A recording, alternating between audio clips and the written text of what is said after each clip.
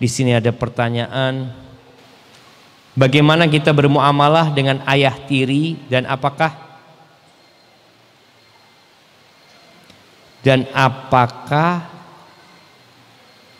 perempuannya mahram, dan apakah dengan keluarga perempuannya mahram dengan ayah tiri. Ayah tiri ini suaminya ibu.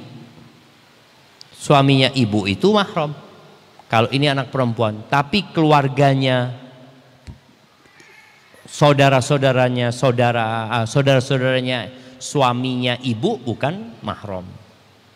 Barakallahu fikum. Saya punya istri, dia selalu disakiti oleh saudara-saudaranya. Sebagai suami, saya tidak terima istri saya selalu dibuat menangis oleh saudara-saudaranya.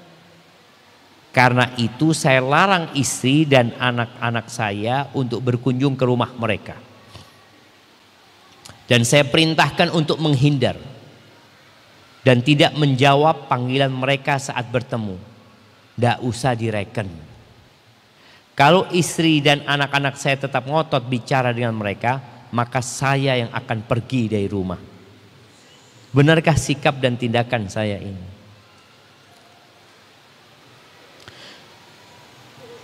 Yang pertama, kita tahu dengan kedudukan silaturahim. Kata Nabi alaihi salatu wassalam, "Laisal wasil bil mukafi, walakinnal wasil man idza quti'at rahimuhu wasalaha." Yang disebut al-wasil, orang yang menyambung rahim. Kita kan kadang-kadang merasa, oh anak orang yang suka menyambung silaturahim saat ini.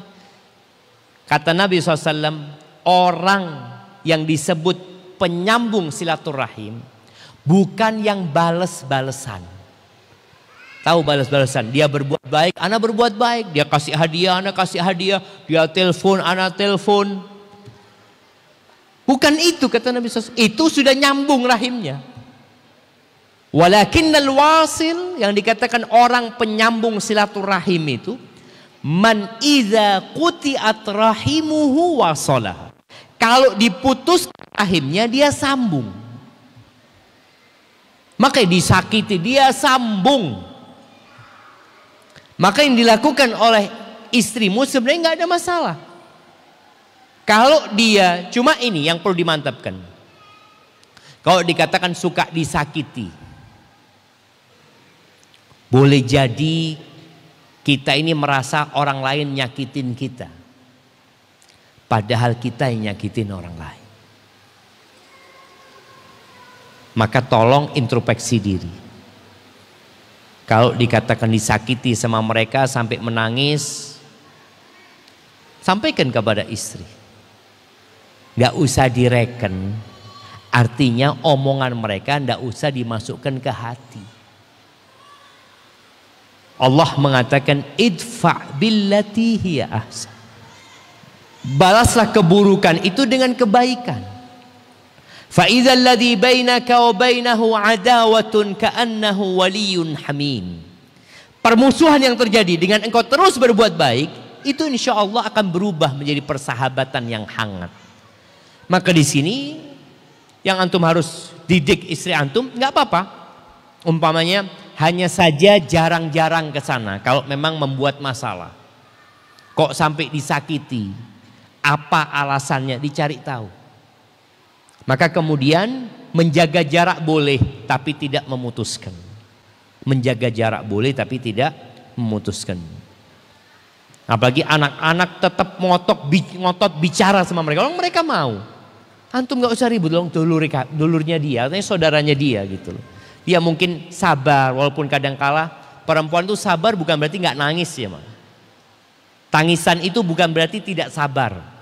Nabi alaihissalatu wassalam menangis ketika meninggal putranya Ibrahim. Beliau mengatakan innal aina latadma.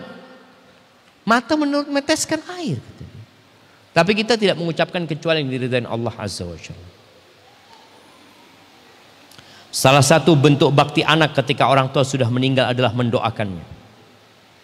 Bagaimana hukumnya mendoakan orang tua yang dulu semasa hidupnya berbuat praktek kesyirikan?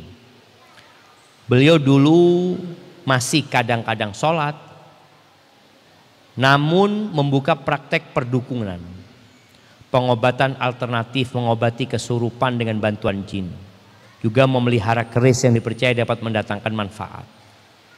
Bolehkah kami anak cucu mendoakan ampunan untuk orang tua yang demikian? Barakallahu fiik. Ahibati fillah. Yang pertama, kita tahu kesyirikan itu ada dua. Ada syirik besar, ada syirik kecil. Apabila syirik yang dilakukan oleh orang tua sudah mengeluarkan dia dari agama Allah, maka secara hukum ya nggak boleh didoakan. Tapi kalau masih muslim, tapi dia melakukan kesyirikan kecil, bicara jimat, orang yang punya jimat itu syirik besar, syirik kecil. Nah, bisa besar, bisa kecil. Kalau dia jimat itu hanya untuk perantara, apa bahasanya? Wasilah ya, apa katanya mereka? Iya, cuma syarat, tetaplah Ustaz, yang mendatangkan manfaat ya Allah lah, yang menolak mudarat Allah. Ini cuma sarana Ustaz. Itu tidak sampai keluar dari Islam. Tapi kalau dia meyakini ini yang dapat mendatangkan manfaat dan mudarat, nah itu yang dapat mengeluarkan dia dari agama Allah Azza wa Jalla. Maka yang perlu dipastikan, kayak tadi umpamanya, dia mengobatin kesurupan. Boleh mengobatin orang kesurupan, kemasukan jin itu. Hanya saja ketika dia minta tolong sama jin di sini juga perlu diperhatikan apakah dia sampai ke tingkat kesyirikan atau enggak.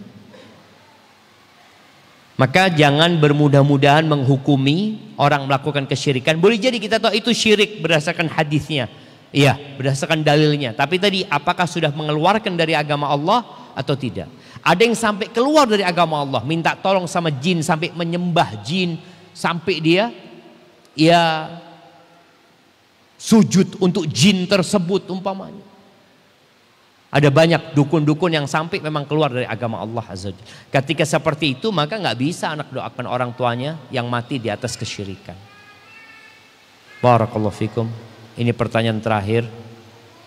Ketika ibu istri kita meninggal dunia, apakah istri kita boleh langsung pulang ke rumah orang tuanya tanpa izin suami?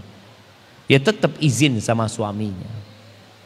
Izin sama suaminya. Izin sama suami ini ada dua. Ada izin umum, ada izin khusus.